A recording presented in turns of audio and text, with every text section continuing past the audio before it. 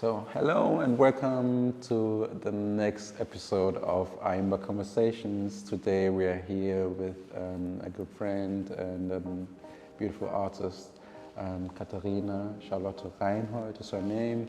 And as you know, we are going to talk about her life in general and of course about her works in the second part of this episode. So, come with me and let's welcome Katharina to this conversation. So Katharina, welcome to this conversation, and we are very happy to have you here. And welcome to aaimba. Yeah, thanks for having me. Yeah, thanks for being here. And really, the first question that I ask everybody who I'm talking to about art is always the same. Is why you do it, what's your passion, and why did you start doing art? Well, art was really like a companion when I was young, so it was kind of my a friend that I dragged with me, my sketchbooks. I started doing art in a really young age. I can remember that my mom picked me up in kindergarten and I was always drawing and sitting in the arts and crafts area. So I think there's where she found me every time. And so it dragged through my whole life that I was drawing and sketching. I started with my peluche animals to sketch them. And I finished school also with a specialized art degree, and that was the point where I was really, you can really do something with it, or you can work also as an artist, and it became kind of my goal and my passion to evolve that. And so I went to New York City for 1 year to do an au pair year, because that was the easiest way to enjoy new cities and get inspiration and still having money for traveling and see the world. So I did that, and I did there a lot of art classes, and I came back to Germany, and I was really overwhelmed coming back to our little town where I grew up. It's called Egelsbach, it's in Hessen. Egelsbach? Genau. Oh, yes. And yeah, it was, I had to go to a bigger city, and so Berlin was calling me, and I moved here and started applying for art school, what not really worked out, but I did not stop that. So I became a teacher, and that's where I really started also doing art with the kids and take the energy of the kids, and you will also see this in my paintings maybe. I will talk about that later, of course. And yeah, that's why I'm doing what I'm doing, and I'm enjoying it. And so art was from the beginning also a professional way for you too. So it wasn't just you were doing it, of course you were doing it for yourself, to not only to humble yourself, but also because it was your passion, it was something that was inside of you. yes. But you also saw it as a means to make a living, to make a profession inside of it. Yes. So I started I try to, and I had this vision in my head, and I also think that when you have something that you really enjoy doing, you should not stop it. And that's also what my mother taught me. She saw that I really loved it, what I'm doing, and that I love drawing and painting. And she took me with the age of 8 to an art class with an old artist, and he taught me the really first things about acrylic painting, how you sketch, how you bring dimensions into your art. And yeah, it's something that I really started to do, and by learning by doing was something that I really got the hand of it and tried to get better. And yeah, next to art, when I was younger, I was also dancing ballet for 5 years, and it was like 4 times a week. So there you have a lot of discipline and working on yourself, and I also like try to transfer it into my art, I guess. Beautiful. Yeah. So let's go back to your upbringing and your childhood days. You said you grew up in a small German, I don't know if it's a city or village or anything. Was it a village? Or? It was like a little town with like 10,000 residents. Okay. So tell us more about your life over there. Was it more like a suburban area where you were protected in the surrounding that you felt? How did you feel in that surrounding, and what made you, of course the artist, made you move out of it, but what was the reason you said, okay, I need to get out? Well, when you grow up in a small town where everyone knows you, so you know the faces, you know your neighbors, I had like a really fun childhood. So I grew up with my bigger sister and my little brother, but I mean, he's not little, he was like 13 months younger than me, so we were both like really close when we were younger, and we lived in a street where like just children in my age were playing, so you rang the bell and said, hey, come out, let's play. So we did a lot of fun stuff together, and it was really safe, so we were playing hide and seek on our inline skaters around the whole city. So there was not like, oh, we're playing on the playground. No, we played it like around the whole town, and it was really fun.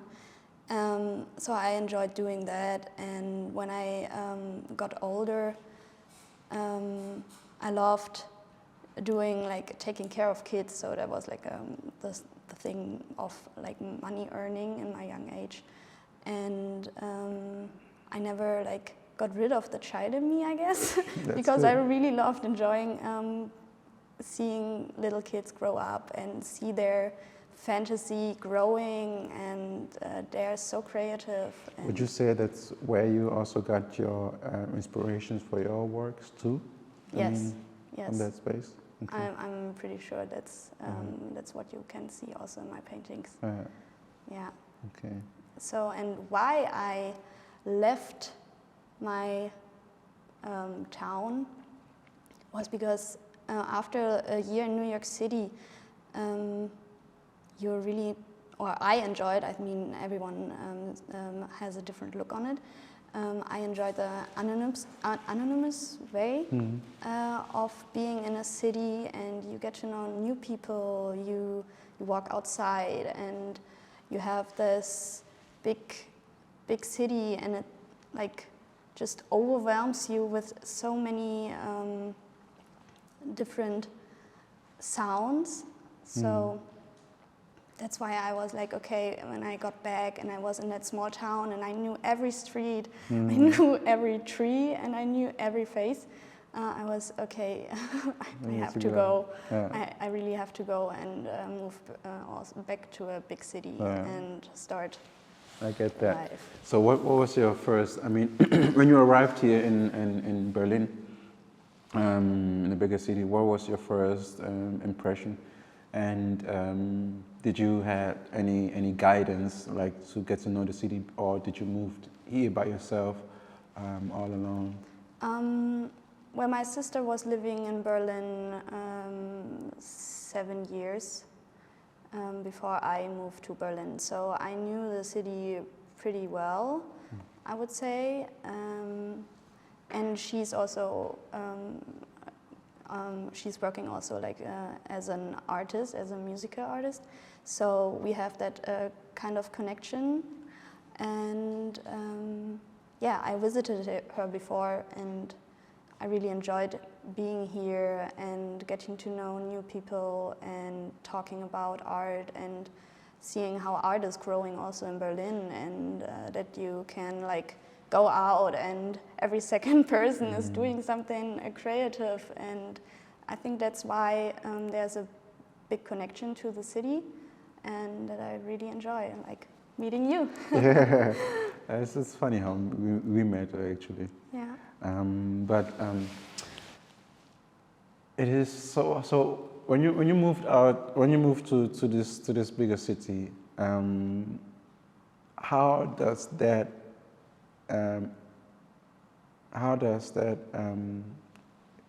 how is it visible in your art?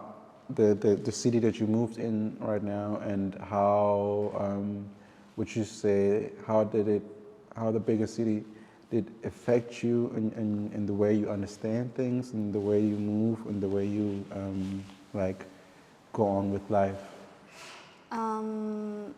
Talking about what I see in my art is it's more like the urban style. So there, like I said, there's a lot of sounds, and you have a lot of how you say it?